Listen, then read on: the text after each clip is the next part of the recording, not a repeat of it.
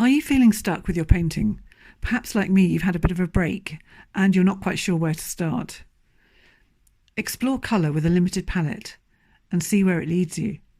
This is the first in an ad hoc series of colour palette recipes I'm going to be creating for my free group over at www.braveinpaint.com, so I thought I'd share this one here. You're welcome to join the group. Be warned, I also do a weekly tarot writing every Monday morning, but I have it on good authority that it's very much enjoyed. Playing with colour as a way to inspire your painting. Colour Palette 1. This is the first in what will be an impromptu series. But these behind me are some experiments that I did yesterday. This is what I did to sort of kickstart my process. And I began with really quite bright colours. I'll show you exactly what I used and which brands they were in a minute. So you tend to start off using quite crude colours, and then after a while you get more and more muted colours which look fantastic with little pops of your original colours. That's what I found. This particular wooden board did have another colour underneath it. It had this sort of muted peachy colour, which you could probably get close to from the colours that I started with. But I just had it lying around and I thought, oh, I'm going to play with some of those colours on top, which was really fun. And also, I've got this big canvas over here, which I'm going to be working on for experimental still life, alongside this one here. And by the time I was painting this, the daylight had really gone. And so I was pleasantly surprised when I came in this morning. This is a really unusual colour palette for me. And I can see me pairing that with maybe some bright orange or corally red, and it would be really quite a striking contrast. And I've created a completely new colour palette to me, so that it was really worth doing. So now I will share with you exactly the colours that I used, and some of them you may already have, and maybe a couple of others you might want to buy if you want to experiment with this particular palette. These are the colours that I used. This is burnt sienna. I used this abstract pouch by Sennelier. This is ultramarine blue, and of course you could use any ultramarine. I happen to have System 3, which is just about run out, so I'm going to order some more before I get on with that big canvas. This is the one that you may not have seen before. This is by an artist called Stuart Semple, who makes his own paints, and this is his Gossip Potion. It's hot pink. It's not cheap. It's about £11 or £11 or £12 for a bottle like this. And then I have Buff Titanium, again System 3. These are about the same price, so you can see that this is a lot more expensive.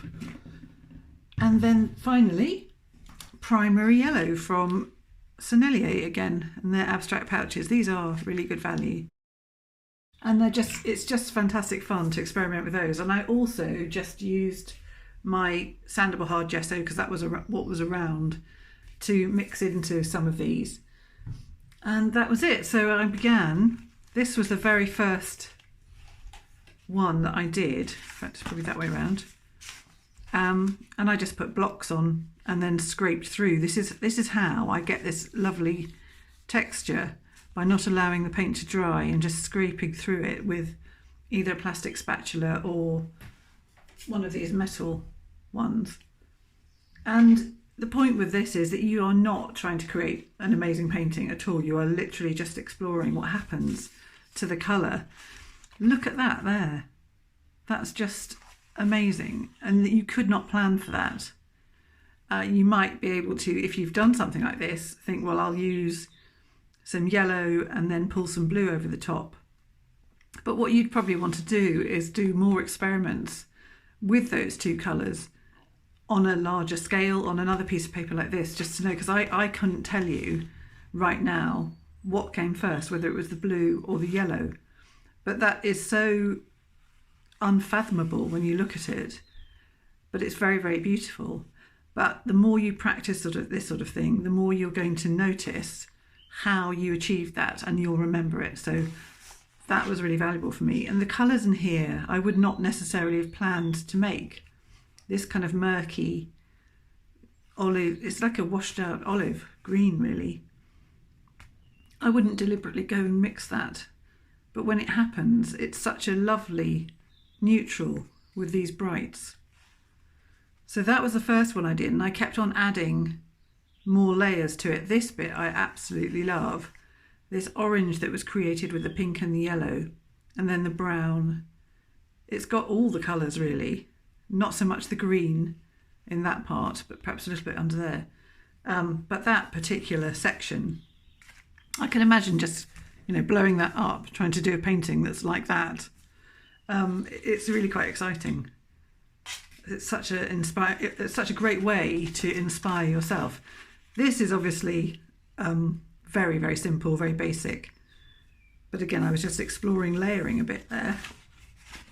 You can see some pink and brown underneath that sort of murky blue. And here I was just mucking about with mark making, really. Which again is something that you can use this exercise for.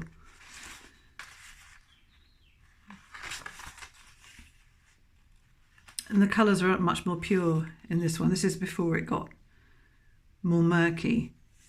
But I do like how this brown is mixed with this ultramarine to make this cool, sort of more muted blue. Really like that colour. And this one was a bit more wishy-washy, but again I was experimenting more with the mark making here. And you can see I'm thinking landscapes. I've got one of my paths that I put through nearly everything. And whenever I do a landscape, there's always some kind of path through. And this one was more bold and crazy.